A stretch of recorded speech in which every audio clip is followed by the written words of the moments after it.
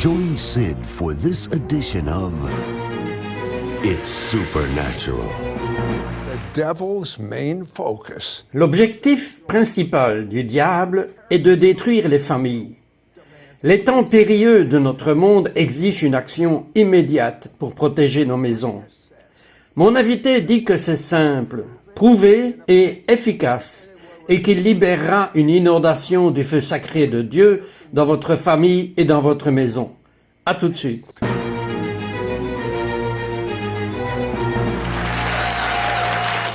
Bienvenue Saint-Esprit, je suis si heureux que tu nous as honorés de ta présence.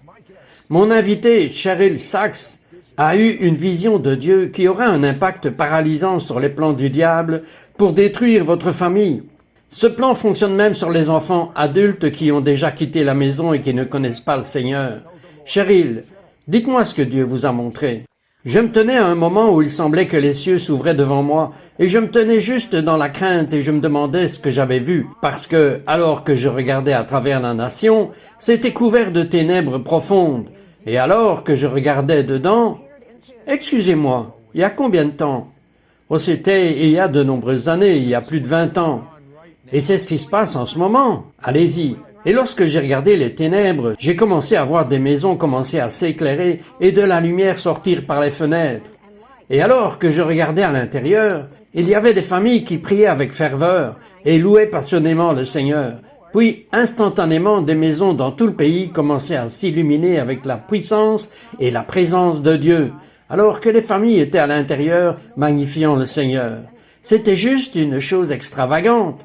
Alors que je voyais que le réveil se déversait des maisons dans les rues, dans les quartiers, jusqu'à ce que la nation entière soit en feu avec la présence et la puissance de Dieu.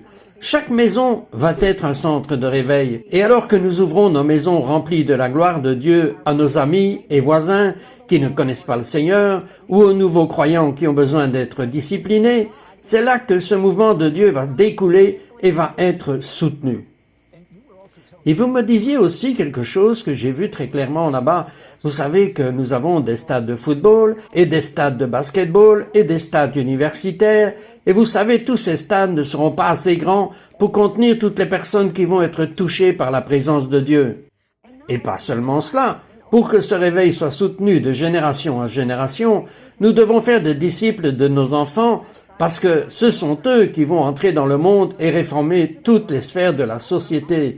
Puis ils apprendront à leurs enfants à adorer, prier et magnifier le Seigneur, et ils deviendront également des réformateurs dans notre société. Maintenant, vous me dites que tout en Dieu est le bon moment. Vous avez été enseigné dans ces domaines pendant des années. Vous avez vécu dans ces domaines. Pourquoi maintenant avez-vous écrit votre livre? J'ai demandé au Seigneur plusieurs fois, est-ce le moment? Est-ce le moment? Et j'ai commencé à ressentir l'urgence.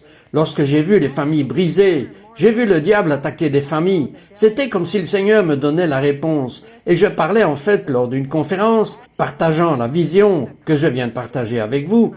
Et Larry Sparks, de l'Image de Destinée, était assis dans cet auditorium cette nuit-là. Et il m'a appelé le lendemain et m'a dit « Je veux que vous envisagiez d'écrire un livre à ce sujet. » Et j'ai dit « Seigneur, tu viens d'ouvrir la porte. C'est le moment. » J'entends le mot hôtel, et quand je pense à un hôtel, je pense à un cadre de type Ancien Testament, ou à un cadre de type Église. Mais vous avez besoin de quelque chose de très différent. Je veux dire quelque chose de très différent lorsque nous parlons d'un hôtel familial. Nous ne parlons pas de construire un hôtel de bois ou de pierre, ou même de placer un ornement sur notre cheminée. Nous parlons d'un moment où nos familles se rassemblent et adorent et louent le Seigneur, et ont une rencontre avec Dieu ensemble, de telle manière que cela apporte la présence de Dieu dans nos maisons et transforme littéralement l'atmosphère. Mais qu'en est-il d'une famille qui disent juste une petite prière pendant le dîner, mais ils n'ont jamais eu de famille réunie pour prier? Est-ce trop tard pour eux? Ce n'est pas trop tard, et ce n'est pas difficile non plus. C'est très simple, c'est très naturel.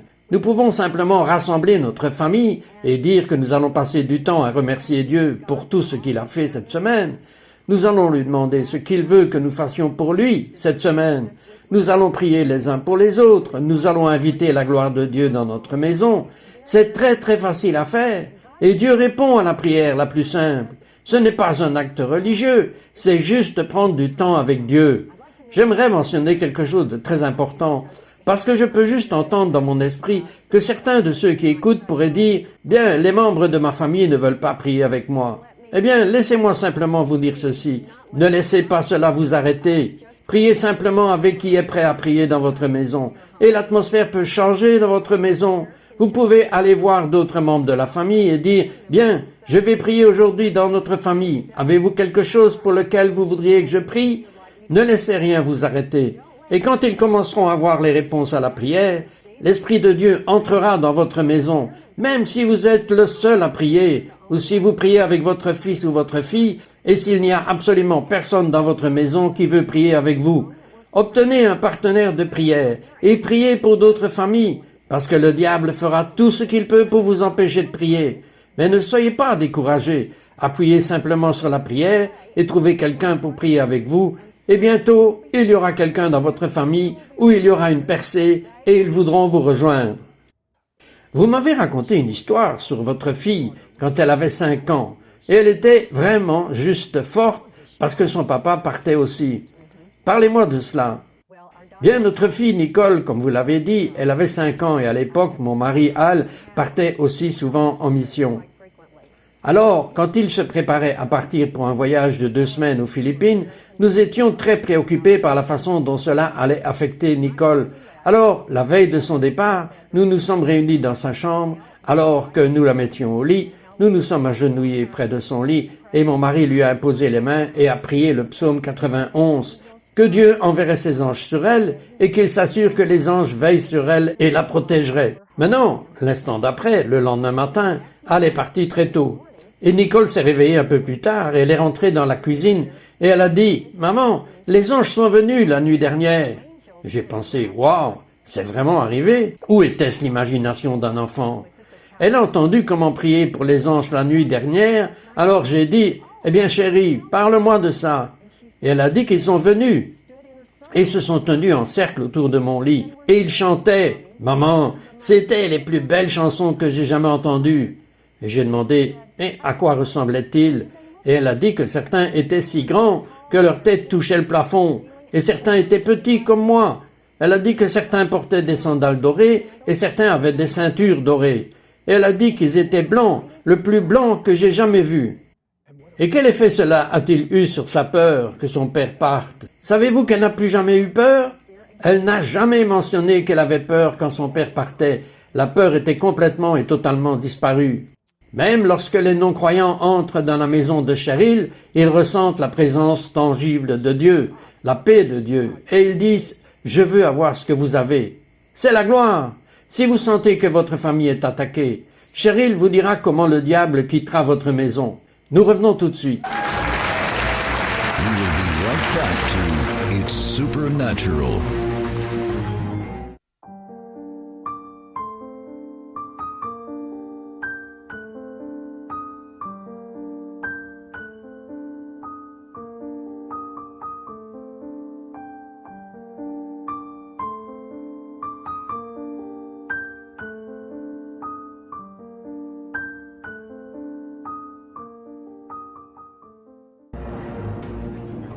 We now return to It's Supernatural. Cheryl, il semble que la famille subisse une telle attaque ces jours-ci. Pourquoi? Et que pouvons-nous faire à ce sujet dans notre maison? Dieu a créé la famille comme la première institution. Et c'est la plus importante pour Dieu et la plus détestée par Satan. Et vous savez que Dieu a un plan pour les familles. Les gens disent « Pourquoi notre nation est-elle dans de telles conditions ?» Nous nous sommes simplement éloignés du plan. Et quand nous nous éloignons du plan, de la manière dont Dieu a conçu la famille, tout va s'effondrer, parce que les familles sont le tissu même des nations. Et tel que la famille va, la nation va. Satan le sait. Il sait que s'il veut détruire la famille, la nation sera détruite. Maintenant, vous parlez de reconnaître les stratagèmes ennemis. Laissez-moi dire que dans nos maisons, pendant les périodes où les choses sont tendues, peut-être qu'il y a des disputes, nous commençons à nous blâmer les uns aux autres. Nous pouvons commencer à blâmer les situations et les circonstances. L'amertume peut s'accumuler et l'ennemi apporte la division. Et si nous ne faisons pas attention, nous serons juste aveuglés par le fait que c'est la Bible qui dit que nous ne luttons pas contre la chair et le sang. Nous croirons que c'est la faute de quelqu'un d'autre, et c'est le stratagème du diable pour que nos yeux soient concentrés les uns sur les autres, au lieu du véritable ennemi qui est Satan.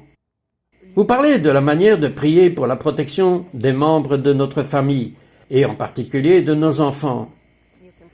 Vous pouvez prier pour vos enfants lorsqu'ils sont en votre présence, lorsque vous vous réunissez, lorsque vous les mettez au lit.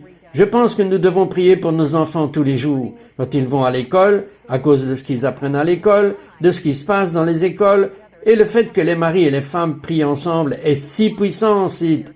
Et quand les maris et les femmes prient ensemble pour leurs enfants, il y a quelque chose de très puissant qui se passe.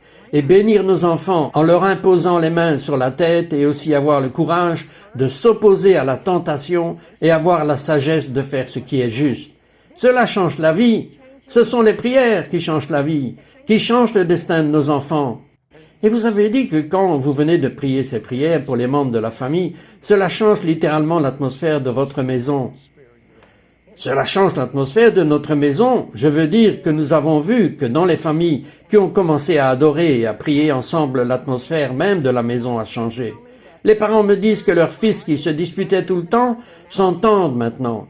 Et les enfants, au lieu de cacher les choses, viennent en fait avouer à leurs parents qu'ils faisaient quelque chose de mal. C'est incroyable quand la présence de Dieu est dans notre maison. Maintenant, dans des canaux exclusifs et une toute nouvelle série de CD, elle prépare votre cœur à obtenir les mêmes résultats, voire meilleurs, qu'elle obtient dans sa famille. Dites-moi quelques témoignages. Eh bien, il y avait un couple qui avait accepté le Seigneur quand ils étaient adultes, et donc ils n'avaient pas grandi en faisant connaître le Seigneur à leurs enfants, mais ils m'ont entendu parler dans leur église. Et le couple a dit, nous allons commencer à avoir un hôtel familial vraiment juste pour se rassembler, pour la famille, et la prière tous les mardis soirs. Alors ils ont appelé chacun de leurs enfants qui avaient déjà grandi loin de chez eux, et ils ont dit, nous venons vous inviter tous les mardis soirs à dîner chez nous, puis nous allons juste avoir un temps d'adoration. Et ils ont tous dit oui, et ils sont venus. Et peu de temps après leur dernier rendez-vous, j'ai entendu dire que 2 de ces enfants adultes avaient accepté le Seigneur et avaient été baptisés. Et un de leurs fils, qui était bouddhiste, commençait à remettre en question le fait d'être bouddhiste et leur posait toutes sortes de questions et était sur le point d'accepter le Seigneur. Maintenant, un témoignage incroyable. C'est vraiment un exemple parfait de nos maisons en tant que centre de réveil.